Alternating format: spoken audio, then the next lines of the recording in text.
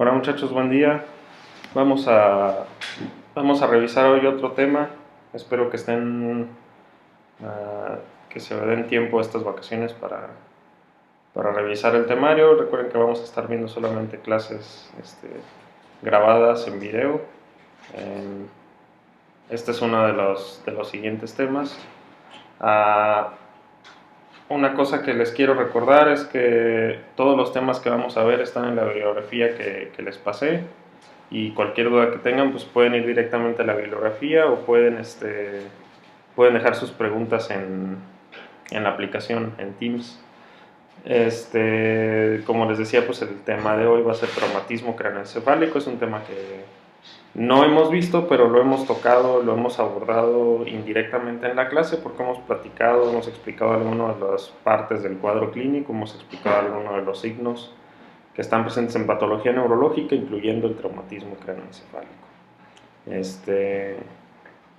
Bueno, la primera parte para tener en cuenta pues es cuál es la definición del traumatismo craneoencefálico. El traumatismo craneoencefálico lo podríamos definir como una lesión del tejido nervioso o una lesión del tejido cerebral causada por fuerzas externas al cuerpo, es decir, por trauma, precisamente por eso se llama traumatismo craneoencefálico.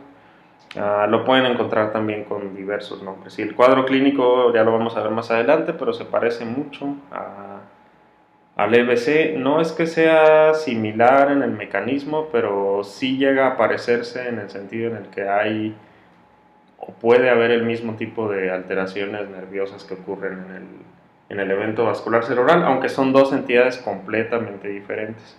Incluso la generalidad de los cuadros clínicos, aunque se parece, puede diferir mucho. Y una de las diferencias que hay en el traumatismo craneoencefálico es que no hay tanta definición en la evolución, no hay tanta definición en el cuadro, en la división de los cuadros del traumatismo craneoencefálico como lo hay en el EBC. En el EBC recuerden que tenemos los síndromes de arteria cerebral. En el traumatismo craneoencefálico va a depender mucho de la región, si es multiregión, y bueno, ya vamos a ver ahorita un poquito más adelante cuáles son los factores que definen el cuadro clínico, pero aunque se puede llegar a parecer, sobre todo en los aspectos motores y sensitivos, en realidad es bastante más extenso examinar el daño adquirido, el daño cerebral adquirido mediante traumatismo craneoencefálico. Mucha prevalencia, una de las, no es parte del tema, pero pues analizándolo, la prevalencia es mayor en pacientes masculinos que en pacientes femeninos. Hay una edad también un poco más prevalente, dependiendo de la región. En el mundo de la que estemos hablando, la prevalencia pues va a ser mayor en pacientes pediátricos que en jóvenes. En otras regiones del mundo es más la prevalencia en jóvenes o en adultos jóvenes entre 20 y 30 años. Pero bueno, eso también lo podemos ir analizando un poquito más adelante. Entonces, como definición, pues podemos tener que es una lesión al tejido cerebral, producto de un daño o producto de una fuerza externa, que es precisamente la definición también de trauma, ¿sí? ¿Cuáles son las causas más comunes? Pues bueno, entre ellas se encuentran los accidentes automovilísticos, perdón. Se encuentra también los eventos violentos, eventos como asaltos, se encuentran también intentos de suicidio, cuando las personas disparan un arma contra su cabeza y pues bueno, no se produce la muerte, pero sí se produce el daño cerebral. Ahorita vamos a ver los tipos y las subdivisiones en las que puede encajar cada uno de estos mecanismos de lesión.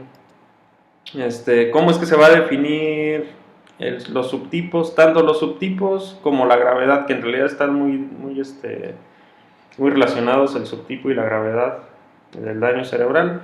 Pues lo primero es tener en cuenta esta escala que se llama escala de coma de Glasgow. Yo sé que ustedes ya la han visto, ya la han analizado antes, y se encarga precisamente de verificar cuál es la respuesta tanto ocular como verbal y como motora de un paciente para definir qué tanto es su nivel de conciencia y qué tanto es su nivel cognitivo, un poco más específicamente hablando del nivel de conciencia. Entonces la mayor cantidad en el puntaje es podríamos decir, un pronóstico un poco más positivo para el paciente, un pronóstico más favorable.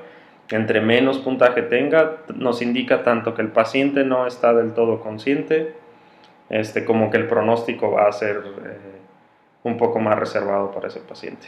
Esta escala de coma ya ustedes la han visto, yo sé que ya la han incluso utilizado, quienes son paramédicos o saben algo de atención prehospitalaria, pues sabrán que también es muy esencial en la atención prehospitalaria del paciente con neurotrauma.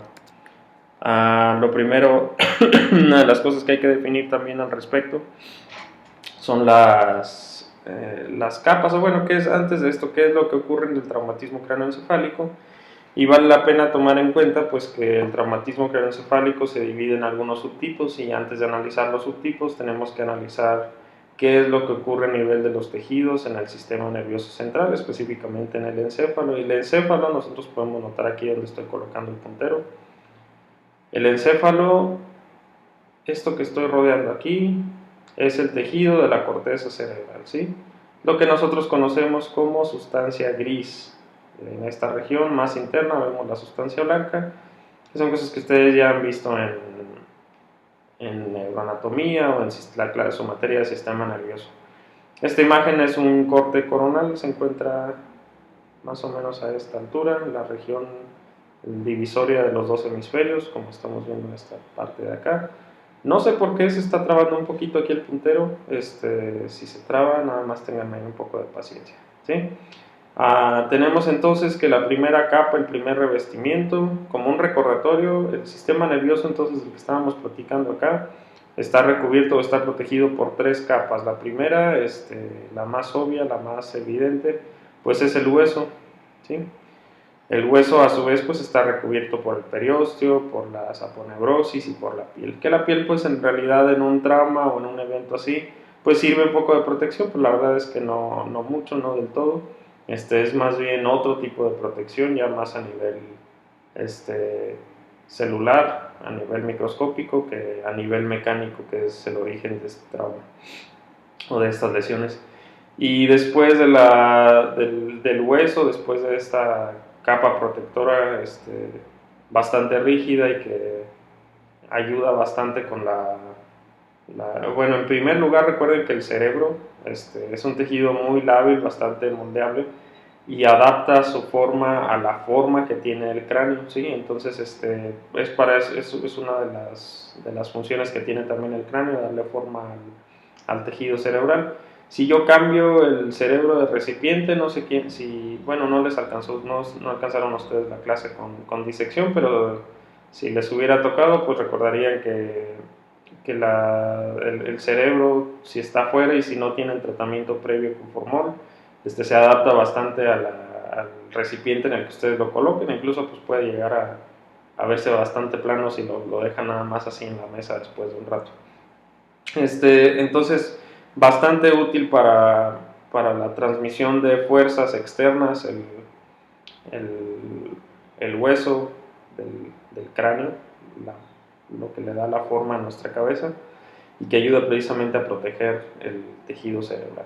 Después de eso tenemos las meninges, es un pequeño recordatorio anatómico. Las meninges son la dura madre, que está dividida en dos capas. Esas dos capas forman a su vez otras divisiones. Esto que estamos viendo nosotros acá, que es la división de los hemisferios, pues tiene también aquí una capa de dura madre, como alcanzan a notar ustedes, y esa capa de dura madre precisamente se encarga de formar esta estructura que estoy señalando aquí, que se llama la hoz del cerebro. Y la hoz del cerebro divide los hemisferios en hemisferio izquierdo y hemisferio derecho.